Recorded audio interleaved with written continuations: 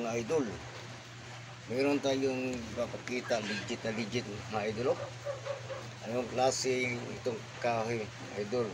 Oh, ang kanyang takbo sa kanyang kahoy idol.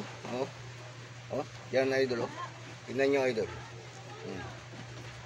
Anong klaseng bertud nandito idol? Mga ganitong kan. Hindi ba ako magtanong sa inyo mga idol?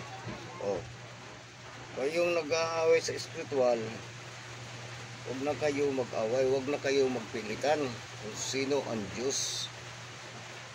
Kung sino ang Diyos, ang ama ba o anak. Pareha lang yan, no? Yung ang Diyos na yung hindi nakikita, yan ang ama ni Jesus, no? Ang Diyos yung nakikita ninyo, yan ang anak. Kaya huwag na kayo mag-away-away para hindi na mababastos ang ating mga dito tayo sa pamaraan sa ating spiritual. Tayo na lang magtulungan at huwag natin ipilit kung hindi magkasaayon sa gusto. Ano lang, kung ano sa inyo, kung ano sa kanila, huwag na kayo mag-away. Parang si galing kay idol atong yung pinagalitan sila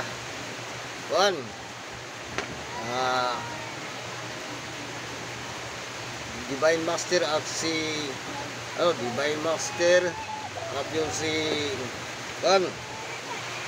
Angel.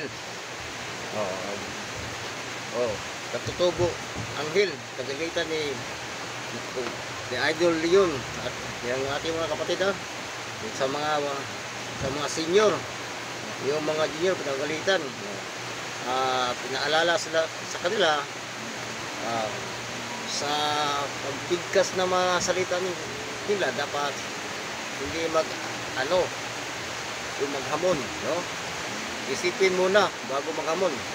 At ito namang nangyari kang Chris Mundo, yung isa sa Chris Mundo, yung kapatid nila, at ito si Tiger. Ito ang ating mga idol mag-aaway kasi pilit ni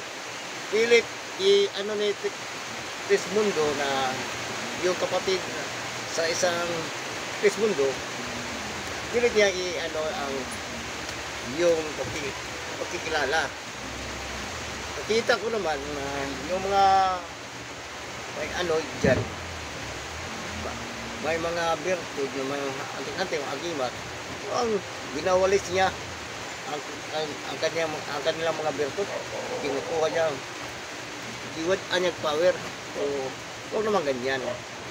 Pero ito na lang ang makita doon ngayon, kasi hindi na ako wali-wali pa kung anong tanong lang ako sa inyo mga kapatid kung anong klaseng kahoy ito, kasi hindi live ito ako aking pinakita sa inyo dito. Kami lang ako nag-video at hindi matanggap kung malaki ang sa oras, no? Ito lang kapatid, pakita ko anong klaseng kahoy ito. Galing ito sa sapa, no? Yan kapatid, yan kita niyo kapatid, kita ko kapatid, yan. Rina ko lang nakuha ito sa sapa ito galing. Hiningi ko sa yung mangingisda. Yan mga kapatid, kita nyo yan. Follow and share, like and comment para makapag-live na ako sa Facebook ko. Tulungan nyo ako para makapag-live ako, kasi hindi ako makapag-live. Kunti lang ang oras ko dito sa video na aking pakita. Like and share, follow, comment, investment. Sana palagi kayo updated sa aking mga kwentong salitang tungkol sa mga ganitong uri at sa mga kababalaghan. Dito sa mundong babaw, maraming kababalagan at maraming tayong katanungan. At tayo ay nag-aaral pa. Lagi pa tayong nag-aaral sa musika ng tulog ng ating kwentong Agimat. Thank you mga kapatid.